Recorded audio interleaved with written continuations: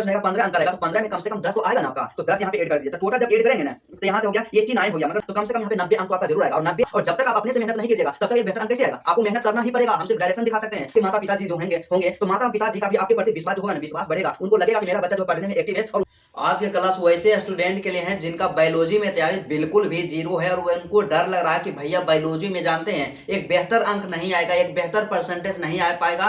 मुझे लग रहा है कि बायोलॉजी में कम से कम जो मैक्सिमम जो अंक आएगा ना, ज्यादा से ज्यादा 50 से 60 अंक आएगा। और बायोलॉजी में एक मतलब बेहतर परसेंटेज जो हम सोचे थे कि कम से कम 95 अंक लाएंगे, 90 अंक लाएंगे या 85 अंक लाएंगे, तो हमारा सपना जो था, जो ड्रीम था, वो लगता है ड्रीमे रह जाएगा। क्योंकि एग्जाम में जो समय बच चुका है बिल्कुल 40 से 45 दिन का ही समय बच चुका है और समझ में नहीं आ रहा है कि बायोलॉजी में क्या करें, ऑब्जेक्टिव के लिए कैसे पढ़ें, 2 अंक वाला क्वेश्चन कहाँ से तैयार करें और सब्जेक्ट 5 अंक वाला क्वेश्चन कहाँ से तैयार करें। मेरे दोस्त, यदि आप भी इन तमाम प्रॉब्लम से, इन तमाम समस्याओं से यदि आप परेशान हैं, तो आज का जो क्लास है आप सबके लिए बहुत ही इंपॉर्टेंट क्लास है। और आज की क्लास में पूरा डिस्कशन करेंगे बायोलॉजी के ऊपर, जिस स्ट्रेटेजी को बताएंगे, जिस यहाँ पे जो डायरेक्शन बताएंगे, उस डायरेक्शन में आप स्टडी कीजिएगा, उस स्ट्रेटेजी को आप फॉलो कीजिएगा, तो आपको एग्जाम में 2025 के एग्जाम में एक बेहतर परसेंटेज लाने से कोई नहीं रोक सकता। और इस वीडियो को जब आप शुरू से लेकर के अंत तक देख लीजिएगा तो 2025 के एग्जाम में बायोलॉजी में कम से कम आपको 85 प्लस अंक तो जरूर आएगा। 110% ऐसा माना है।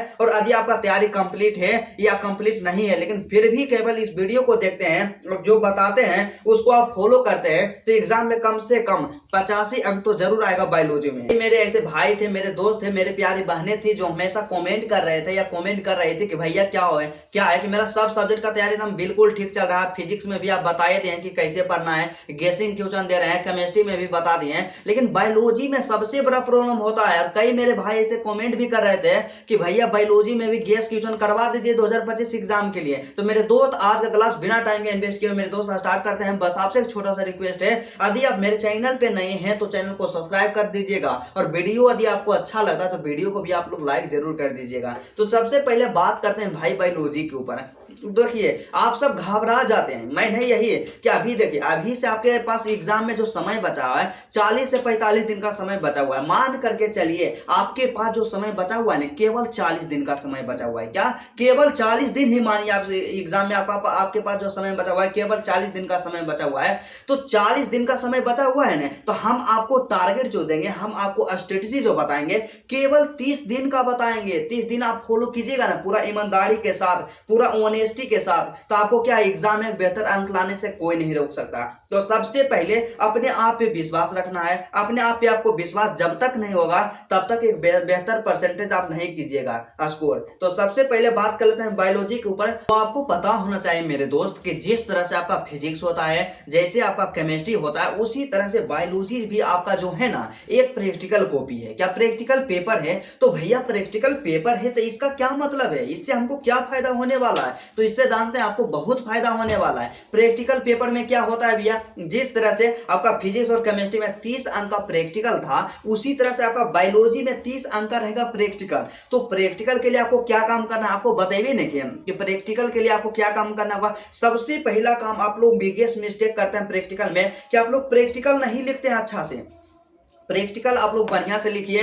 प्रैक्टिकल का एग्जाम जब होगा स्कूल में, हो सकता है एग्जाम डेट भी आउट हो गया ही होगा, तो अपने कॉलेज के कांटेक्ट में रहिए, बात करते रहिए कि कब प्रैक्टिकल का एग्जाम होता है। तो प्रैक्टिकल के एग्जाम में आपको उपस्थित होना ही है, क्योंकि प्रैक्टिकल में जो अंक मिलेगा ना आपको, वो आपका प्रैक्टिकल कॉपी विथ आपका प्रैक्टिकल एग्जाम दोनों को मिला करके आपका प्रैक्टिकल में नंबर दिया जाता है मेरे दोस्त। तो इस तरह से आप जानते हैं क्या कीजिएगा, प्रैक्टिकल के लिए प्रैक्टिकल कॉपी लिखिए, प्रैक्टिकल का एग्जाम लीजिए, उसके साथ ही साथ आपके बायोलॉजी का जो भी टीचर होंगे उनसे आप संपर्क बनाइए, उनसे बात कीजिए कि सर मेरा भी बायोलॉजी है, थोड़ा सा आप बताइए अपने बारे में, और वो मैनेज करेंगे, आपको पहचानेंगे और एक बेहतर अंक जरूर देंगे। और आपको बस इतना ध्यान रखना है कि यहाँ प्रैक्टिकल जो होता है उसमें कभी भी 30 में से 30 नंबर तो नहीं दे सकते हैं, पर आपको 110% यह प्रयास कर देना है कि कम से कम आपका 29 अंक तो बायोलॉजी में होना चाहिए प्रैक्टिकल में। तो बायोलॉजी में प्रैक्टिकल में भैया यहाँ से 29 29 अंक आ गया। आपको हम जोड़ाते चलेंगे, यहाँ पे ऐड करते चलेंगे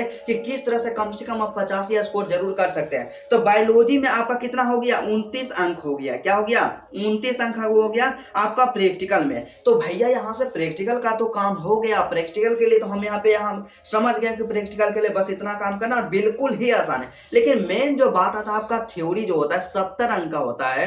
100 में से 30 तो हो गया प्रैक्टिकल और 70 जो बच गया, तो 70 अंक के लिए क्या करेंगे, 70 अंक जो होता है आपका 70 अंक के लिए कैसे तैयारी करना चाहिए, क्योंकि एग्जाम में समय बिल्कुल कम बच चुका है। और आपसे बार बार रिक्वेस्ट है, यदि आप बायोलॉजी सब्जेक्ट को लेकर के सीरियस है तो इस वीडियो को शुरू से लेकर के अंत तक जरूर देखिएगा। क्योंकि आप क्या करते हैं कि 2 से 4 मिनट देखिएगा, वीडियो को स्किप करके चल जाइएगा कि इसमें क्या है। जब तक आप पूरा नहीं देखिएगा तब तक आपको समझ में नहीं आएगा। तो इसलिए बार बार एक बड़ा भाई होने के नाते आपसे समझाते हैं, आपको रिक्वेस्ट करते हैं कि मेरे दोस्त अभी का जो समय है ना यही काम देगा। और इस समय आप इतना मेहनत कीजिए कि एग्जाम के बाद रिजल्ट के दिन आपको पछतावा न करना पड़े, एक अच्छा रिजल्ट आए। तो सबसे पहले बात करते हैं कि 70 जो आपका अंक है, तो 70 अंक के लिए आपको क्या करना चाहिए, कैसे तैयारी करना चाहिए। तो आपको पता है कि एग्जाम में आपसे 2 तरह का क्वेश्चन पूछा जाता है। सबसे पहला जो होता है ऑब्जेक्टिव होता है और दूसरा का सब्जेक्टिव होता है। तो ऑब्जेक्टिव जो होता है और सब्जेक्टिव जो होता है दोनों 50-50% पूछा जाता है भाई। इतना तो आपको पता होगा कि मतलब क्या है कि 70 अंक टोटल आपका बच गया थ्योरी में, तो 35 अंक का आपका ऑब्जेक्टिव होगा और 35 अंक का आपका सब्जेक्टिव होगा। इतना तो आप जानते हैं, इतना तो आपको पता होगा। लेकिन बात यहाँ पे आता है कि आपको ऑब्जेक्टिव के लिए अलग मेहनत करना है और सब्जेक्टिव के लिए आपको अलग स्ट्रेटजी अपनाना है। आपको घबराना नहीं, अपने आप पे विश्वास रखना है। तो सबसे पहले बात कर लेते हैं ऑब्जेक्टिव के ऊपर। तो यहाँ पे सबसे पहला, सबसे बड़ा सजेशन और सबसे ज्यादा जरूरी चीज यहाँ पे यही है मेरे भाई कि यदि आप बायोलॉजी में यदि आप बेहतर अंक लाना चाहते हैं या एक बेहतर परसेंटेज लाना चाहते हैं, तो सबसे पहले 35 अंक का जो आपका रहेगा ना ऑब्जेक्टिव, भैया ऑब्जेक्टिव में आप 35 में से 35 स्कोर कीजिए। 35 आउट ऑफ 35 आपका स्कोर होना चाहिए। इस टारगेट को लेकर के चलिए। आप बोलिएगा कि भैया 35 में से 35 आएगा क्या, इतना लाना आसान होता है। अभी का जो मॉडल पेपर जारी हुआ है, official model paper Bihar board का, तो उसमें ऑब्जेक्टिव तो एक भी नहीं बन रहा था। अब बन रहा था 10 से 5 ऑब्जेक्टिव बन रहा था और पूरा हार्ड ऑब्जेक्टिव था। तो देखिए मॉडल पेपर से आपको घबराना नहीं है, क्योंकि बिहार बोर्ड क्या किया है, मॉडल पेपर के माध्यम से आप सबका टेस्ट लिया है और टेस्ट जो लिया है, टेस्ट हमेशा हार्ड होता है, इसलिए उससे भयभीत नहीं होना। जो भी क्वेश्चन पूछा जाएगा आपके जो रहेगा, आपका जो रहेगा सिलेबस, आपका सिलेबस से ही क्वेश्चन पूछा जाएगा, सिलेबस से बाहर क्वेश्चन नहीं रहेगा। तो इस बात को, इस चीज को दिमाग से हटा देना है कि एग्जाम में आएगा आउट ऑफ सिलेबस आएगा। आउट ऑफ सिलेबस नहीं आएगा, सिलेबस से ही क्वेश्चन आएगा। तो बस इतना ध्यान रखना है। और वही है कि ऑब्जेक्टिव का तैयारी आपको बहुत ही बेहतर तरीका से करना है। तो बात आता है कि ऑब्जेक्टिव का तैयारी करें कैसे, क्या ऑब्जेक्टिव का तैयारी करें कैसे, ऑब्जेक्टिव के लिए किस बुक को पढ़ें, क्वेश्चन बैंक को पढ़ें या मॉडल पेपर को पढ़ें। तो देखिए इसका आंसर क्या होगा। बायोलॉजी के बारे में बात कर लिया जाए तो बायोलॉजी का देखिए मेरे पास यहाँ पे बुक है एनसीईआरटी का, और एनसीईआरटी ही आपका सिलेबस है। तो इसमें बायोलॉजी में टोटल कितना चैप्टर है इसको देख लेते हैं थोड़ा सा। तो टोटल जो बायोलॉजी में चैप्टर है ना 16 चैप्टर है। कितना चैप्टर है, 16 चैप्टर है। तो 16 चैप्टर यहाँ पे बायोलॉजी में है। तो इसका मतलब क्या हुआ, 16 चैप्टर का मतलब सीधा सा समझिए कि आपको काम क्या करना है बायोलॉजी के लिए। आपको बताए ना कि ऑब्जेक्टिव के लिए एक बुक लेना है, ले लेना है। कौन सा बुक लेना है, वहाँ पे जो आपका व्हाट्सएप ग्रुप है, व्हाट्सएप ग्रुप में उसका फोटो अपलोड कर दें। टारगेट का जो बुक है उस बुक को ले लीजिएगा। उसमें क्या रहेगा, सभी सब्जेक्ट का ऑब्जेक्टिव दिया हुआ रहेगा और उसी तरह से बायोलॉजी का भी ऑब्जेक्टिव रहेगा। तो बायोलॉजी का ऑब्जेक्टिव रहेगा तो पूरा चैप्टर वाइज ऑब्जेक्टिव दिया हुआ रहेगा। और जो बुक लीजिएगा ना उसके अलावा ऑब्जेक्टिव के लिए कहीं से भी कुछ भी पढ़ने की आवश्यकता नहीं है। क्योंकि जो आप बुक लीजिएगा ऑब्जेक्टिव वाला, उसमें क्या रहेगा, उसमें रहेगा मेरे दोस्त कि जो भी क्वेश्चन 2011 से लेकर के 2024 तक पूछा गया तमाम क्वेश्चन वहां पे दिया हुआ रहेगा। तो इसका मतलब क्या हुआ कि क्वेश्चन बैंक का भी प्रश्न उसी में दिया हुआ है। मतलब आपको अलग से क्वेश्चन बैंक नहीं पढ़ना है। और उसके बाद जो क्वेश्चन तो पूछा गया वो तो दिया ही रहेगा, और उसके अलावा जो भी एमसीक्यू क्वेश्चन रहता है जो 2025 एग्जाम के लिए इंपोर्टेंट क्वेश्चन रहता है उस चैप्टर का सभी क्वेश्चन वहां पे दिया हुआ रहेगा। तो सीधा यदि एक शब्दों में आपको समझाएं, एक शब्दों में आपको कहें तो आपको क्या करना है, ऑब्जेक्टिव के लिए सिर्फ आपको एक बुक ही फॉलो करना है। और ऐसा हम इसलिए बोल रहे हैं क्योंकि आप ज्यादा रिसोर्स को फॉलो कीजिएगा, ज्यादा संसाधन को फॉलो कीजिएगा, ज्यादा बुक को फॉलो कीजिएगा, तो इससे क्या होगा कि आपके पास जो समय है बिल्कुल ही कम समय बच चुका है। केवल एग्जाम में 40 से 45 दिन का समय बचा हुआ है और इसमें क्या है कि इधर उधर ज्यादा भटकिएगा तो आपका कुछ भी कंप्लीट नहीं होने वाला है। तो सबसे पहला सजेशन यही है, और अक्सर स्टूडेंट गलती करता है कि अपना बुक फिक्स ही नहीं करता है कि हमें क्या पढ़ना है। तो आपको क्या करना है, ऑब्जेक्टिव के लिए जो बुक बताए हैं उस बुक को ही पढ़ना है। तो मान लिया जाए बुक को पढ़ना, तो बुक को कैसे पढ़ना है, उससे तैयारी कैसे करना है, तो देखिए आपको कैसे करना है। तो आपको काम क्या करना है, आप जान गए कि आपके पास टोटल 16 चैप्टर है, तो 2 दिन में एक चैप्टर के ऑब्जेक्टिव को हर हाल में कंप्लीट करना है। इससे क्या होगा, 16 चैप्टर है तो 16 दूना 32, मतलब लगभग जो है 1 महीना के अंतर्गत आपका पूरा बायोलॉजी का तैयारी जो होगा ऑब्जेक्टिव का 110% कंप्लीट हो जाएगा। और 1 महीना का अपने आप को टारगेट देना है भाई कि 1 महीना में हमें क्या करना है, ऑब्जेक्टिव को कंप्लीट करना है। और आपको बताइए कि एक चैप्टर का ऑब्जेक्टिव आपको 2 दिन में हर हाल में कंप्लीट करना है, और 16 दूना 32 होता है, तो 32 दिन में आपका जो बायोलॉजी है पूरा बायोलॉजी का ऑब्जेक्टिव कंप्लीट हो जाएगा। और यहाँ पे सबसे ज्यादा जरूरी और सबसे ज्यादा मोस्ट इंपोर्टेंट चीज आपको यही बताना चाहेंगे कि आप लोग मिस्टेक क्या करते हैं, आप लोग गलती क्या करते हैं कि क्या कीजिएगा, शुरू से 3-4 को 5 को चैप्टर का ऑब्जेक्टिव को कंप्लीट कर लीजिएगा और सोचिएगा मेरा ऑब्जेक्टिव का तैयारी बेहतर है। आपको इस तरह से काम नहीं करना। यदि ऑब्जेक्टिव में बेहतर अंक लाना है, 35 आउट ऑफ 35 स्कोर करना है मेरे दोस्त, तो सबसे पहले क्या कीजिए, 16 चैप्टर है तो 16 चैप्टर का ऑब्जेक्टिव 110% कंप्लीट होना चाहिए। तो कंप्लीट होना चाहिए तभी आपको एक बेहतर परसेंटेज आएगा। जब एग्जाम में आप जाइएगा, बोलिएगा एग्जाम में क्वेश्चन नहीं अटेम्प्ट होगा, इसका मतलब जानते हैं उस ऑब्जेक्टिव को आप नहीं पढ़िएगा तभी क्वेश्चन आप अटेम्प्ट नहीं होगा। और पूरा यहाँ पे 16 चैप्टर का ऑब्जेक्टिव तैयार कर लीजिएगा ना, तो एग्जाम में इससे बाहर नहीं पूछेगा, इसी से पूछेगा। और ज्यादा से ज्यादा आप लोग रिवीजन भी इसको कीजिएगा। ऐसा नहीं है कि एक बार ऑब्जेक्टिव को याद कर लिए और इसका रिवीजन नहीं करेंगे, तो जब तक आप रिवीजन नहीं कीजिएगा तब तक कैसे होगा। तो इसलिए बार बार आपसे रिक्वेस्ट है कि रिवीजन पे आपको ज्यादा ध्यान देना है, डेली बेसिस पे रिवीजन करना है। आपको बताइए कि है कि रिवीजन करने का जो सही तरीका होता है क्या होता है। और अभी आप वीडियो नहीं देखे हैं तो डिस्क्रिप्शन में वीडियो का लिंक है, वहां से जाकर के आप लोग वीडियो को जरूर देख लीजिएगा, ठीक है। तो इस तरह से काम करना है, ज्यादा से ज्यादा आपको रिवीजन करना है और ऑब्जेक्टिव के लिए केवल इतना ही काम करना है। और लास्ट में जानते हैं ऑब्जेक्टिव के लिए क्या करना है, आपको जो बताए हैं ना टारगेट का जो मॉडल पेपर होता है, तो टारगेट का मॉडल पेपर एगो ले लीजिएगा, अभी तक नहीं लिए हैं तो, और ले लिए हैं तब तो बहुत अच्छा है। आपका मीडियम कुछ भी हो, इंग्लिश मीडियम है तो इंग्लिश मीडियम का मॉडल पेपर लीजिएगा, और हिंदी मीडियम है तो हिंदी मीडियम का मॉडल पेपर लीजिएगा। आप अपने अनुसार ले लीजिएगा मॉडल पेपर। और जब पूरा ऑब्जेक्टिव को याद कीजिएगा ने, उसके बाद फिर क्या करना है कि 5 गो सेट रहता है मॉडल पेपर में, हर सब्जेक्ट का दिया हुआ, तो बायोलॉजी का भी 5 गो सेट रहेगा। तो 5 सेट में जितना 70 ऑब्जेक्टिव दिया गया है, सभी ऑब्जेक्टिव को आप लोग 110% कंप्लीट कर लीजिएगा। और ऑब्जेक्टिव के लिए आपको इससे बाहर कुछ नहीं काम करना। एक बार फिर बोलते हैं, ऑब्जेक्टिव के लिए क्या करना है, एक आपका टारगेट का जो बुक आता है जो लीजिएगा ऑब्जेक्टिव के लिए, उससे ऑब्जेक्टिव याद करना है चैप्टर वाइज। और एक बुक आपको फॉलो करना है जो टारगेट का मॉडल पेपर आता है, मॉडल पेपर को ही फॉलो करना है, जो 5 सेट दिया हुआ था 5 सेट को ही कंप्लीट करना है। और इससे बाहर ऑब्जेक्टिव नहीं आएगा, इतना ही ऑब्जेक्टिव आएगा। और इससे ज्यादा आपको प्रैक्टिस नहीं करना है, कहीं से भी नहीं करना है, बस इतना ही कंप्लीट करना है। तो मेरा ऐसा मानना है इतना आप कर लीजिएगा ना, तो ऑब्जेक्टिव में 35 में से 35 आप जरूरी स्कोर कीजिएगा। तो यहाँ पे आप ध्यान दीजिए कि यहाँ पे 29 अंक आ गया था आपका प्रैक्टिकल में और 35 आपका आ गया ऑब्जेक्टिव में, क्योंकि 70 गो रहेगा तो उसमें 35 स्कोर कीजिएगा, रंगिएगा तो उसमें एक भी नंबर नहीं कटेगा। तो यहाँ से कितना अंक हो गया, यहाँ से सीधा सा समझा जाए, यहाँ पे बात कर लिया जाए, तो यहाँ से कितना हो गया, 9 4 हो गया, 9 और 5 हो गया 14 हो गया, और उसके बाद 3 2 5 1 6, मतलब 64 अंक आपका यहाँ से आ गया आपका प्रैक्टिकल और ऑब्जेक्टिव को मिला करके। तो 64 अंक तो आ गया। अब बच गया क्या आपके पास, सब्जेक्टिव बच गया। और सब्जेक्टिव कितना अंक का बच गया, 35 अंक का सब्जेक्टिव बच गया। तो सब्जेक्टिव के लिए कैसे करें भैया, सब्जेक्टिव का तैयारी कैसे किया जाए, यही तो सबसे बड़ा प्रॉब्लम है, यही तो समझ में नहीं आ रहा है। तो सब्जेक्टिव के लिए आपको क्या काम करना है, सब्जेक्टिव की तैयारी कैसे करना है। तो सबसे पहले आपको पता होना चाहिए, आप एग्जाम पैटर्न को फॉलो कीजिए। सब्जेक्टिव में क्या होता है, 2 तरह का प्रश्न पूछेगा, इससे ज्यादा तो नहीं पूछेगा। सबसे पहला पूछेगा 2 अंक वाला क्वेश्चन, और दूसरा का जो आपसे पूछेगा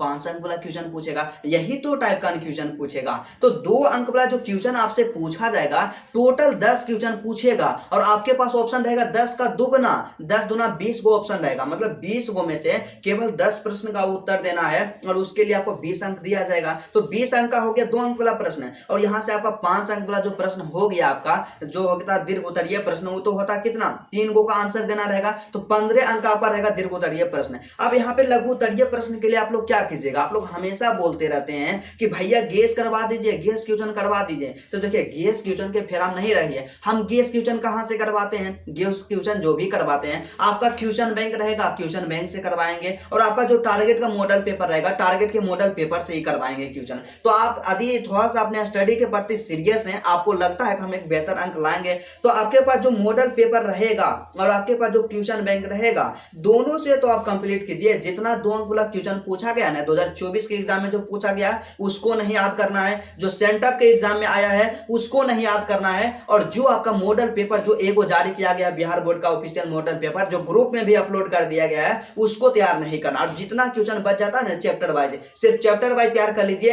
एग्जाम में उससे बाहर 2 अंक वाला क्वेश्चन नहीं आएगा, सिर्फ आपको 2 अंक वाला क्वेश्चन के लिए आपका मॉडल पेपर और क्वेश्चन बैंक का प्रश्न तैयार कीजिए, और उससे बाहर क्वेश्चन नहीं आएगा तो 110% नहीं आएगा। अब बात आता है कि यहाँ पे कितना हो गया, 20 अंक का था 2 अंक वाला प्रश्न, तो 20 में केवल आपका 15 अंक भी नहीं आएगा, 20 में तो 15 कम से कम आना चाहिए। तो यहाँ से 15 को 64 में 15 हम ऐड कर देते हैं, ठीक है, 15 ऐड कर दें, उसके बाद 5 अंक वाला प्रश्न बच गया। तो 5 अंक वाला के लिए हम क्या करेंगे, देखिए यदि आपका तैयारी पहले से थोड़ा बहुत हो चुका है तो आप क्या कीजिए, एक आपका जो रहता है क्वेश्चन बैंक रहता है ब्रिलियंट का, क्वेश्चन बैंक उठाइए और जो भी क्वेश्चन चैप्टर वाइज पूछा गया उसको कंप्लीट करने का प्रयास कीजिए। और आपको लगता है कि हम अभी तक बायोलॉजी में कुछ भी नहीं पढ़े हैं, मेरा तैयारी जो है बिल्कुल ही जीरो है, तो आप क्या कीजिए मेरे भाई, ज्यादा दिमाग इधर उधर नहीं लगाइए। आपका जो मॉडल पेपर आता है टारगेट का, मॉडल पेपर में एक सेट में 6 को क्वेश्चन दिया गया है, और उसी तरह से आपका 5 को सेट रहेगा, 6 5 30 क्वेश्चन रहेगा।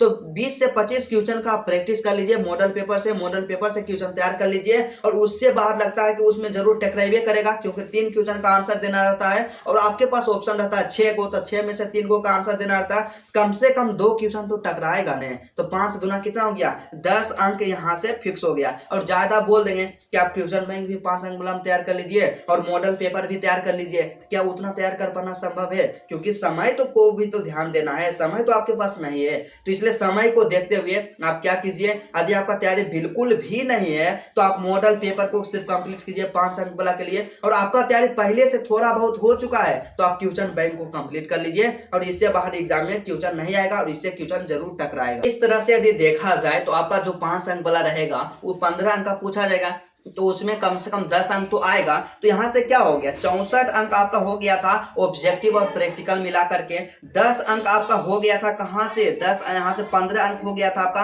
2 नंबर वाला क्वेश्चन से, क्योंकि 20 अंक का टोटल पूछा जाएगा 2 अंक वाला, तो 20 में से 15 तो आइए करेगा, कम से कम आएगा 15, तो 15 को ऐड कर दिए। और यहाँ पे क्या हो गया आपका, जो यहाँ पे दीर्घ उत्तरीय प्रश्न रहेगा 15 अंक का रहेगा, तो 15 में कम से कम 10 तो आएगा ना आपका, तो 10 यहाँ पे ऐड कर दीजिए। तो टोटल जब ऐड करेंगे ना तो यहाँ से हो गया 89 हो गया, मतलब 89 अंक का हो गया, मतलब सीधा सा समझिए ना आप, इतना भी कम हम यहाँ पे ऐड किए हैं इतना, तो कम से कम यहाँ पे 90 अंक तो आपका जरूर आएगा, और 90 नहीं तो कम से कम 85 तो आपको कोई नहीं काट सकता, 85 तो आइए करेगा। तो इसीलिए आपको बोले मेरे दोस्त मेरे भाई कि यदि आपको बायोलॉजी में बेहतर करना है, एक बेहतर परसेंटेज लाना है, तो सबसे पहले ऑब्जेक्टिव को कंप्लीट कीजिए, ऑब्जेक्टिव पे ज्यादा ध्यान दीजिए, और जितना बताए हैं जिस स्ट्रेटजी को बताए हैं अभी से फॉलो करना स्टार्ट कर दीजिए। आप रहिएगा डिपेंडेंट रहिएगा कि भैया आप गेस क्वेश्चन करवा दीजिए, आप गेस क्वेश्चन करवा दीजिएगा, सिर्फ उतना ही याद कर लेंगे तो हम गेस क्वेश्चन करवा देंगे, आप गेस क्वेश्चन करवाएंगे तो हम भी 2-3 दिन का समय लेवे करेंगे, जब आप आंसर तैयार कीजिएगा फिर आप 2-3 दिन का समय लीजिएगा। तो इससे बढ़िया सीधा सा टेक्निक यही है कि आप क्या कीजिए, क्वेश्चन बैंक को पकड़िए और मॉडल पेपर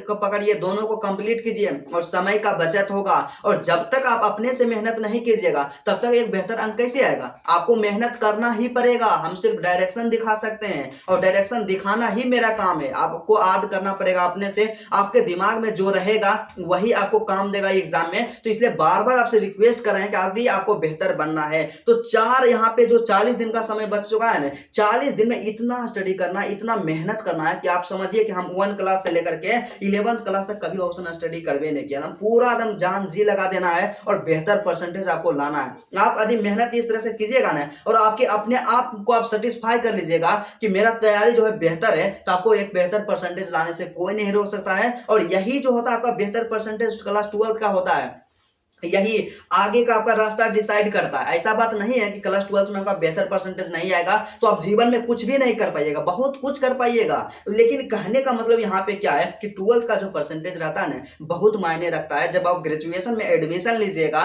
तो आपका जो एडमिशन होगा इसी मार्क्स के आधार पे, इसी अंक के आधार पे होगा। तो मेरे दोस्त इससे क्या होगा कि आपका तो यहाँ पे मोटिवेशन बढ़वे करेगा 12th के बाद, लेकिन आपके माता पिताजी जो होंगे तो माता पिताजी का भी आपके विश्वास जो होगा ना, विश्वास बढ़ेगा। उनको लगेगा कि मेरा बच्चा जो है पढ़ने में एक्टिव है और उनका मनोबल जब बढ़ेगा आपको मतलब जहां तक हुआ वहां तक वो आप जरूर पढ़ाएंगे, अपना लिमिट से ज्यादा भी आपको पढ़ाएंगे। तो इसलिए आपसे रिक्वेस्ट है, आपसे विनती है मेरे भाई मेरे दोस्त कि आपको किसी भी सब्जेक्ट में, किसी भी प्रकार का, किसी भी टॉपिक में प्रॉब्लम होता है, आप ये नहीं समझिए कि हम एक टीचर हैं, आप समझिए कि आपका भाई है, आपका दोस्त है, आपका साथी है, कुछ भी आप समझिए और कमेंट कीजिए। अपना परिवार के सदस्य समझ करके कोई भी समस्या होता है शेयर कीजिए। यदि आप टेलीग्राम ग्रुप जो डाउट होता है उससे आंसर नहीं मिलता तो पर्सनल जो व्हाट्सएप है, व्हाट्सएप पे आप मैसेज कीजिए और उसका आंसर हम जल्द से जल्द देने का प्रयास करेंगे। तो चलिए आज का क्लास यहीं तक रहता है, फिर आपसे मिलते हैं नेक्स्ट वीडियो में और नेक्स्ट टॉपिक के साथ।